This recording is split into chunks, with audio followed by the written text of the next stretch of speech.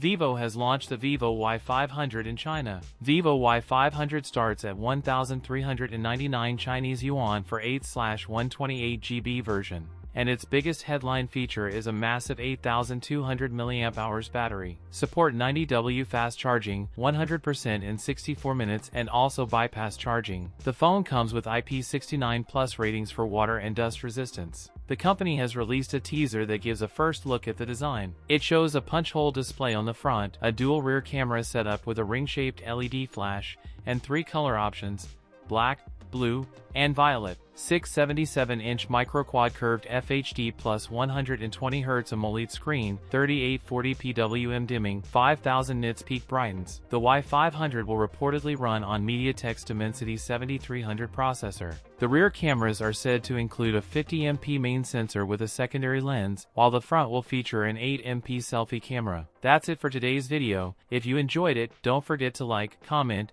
and subscribe for more content. Thanks for watching, and I'll see you in the next one.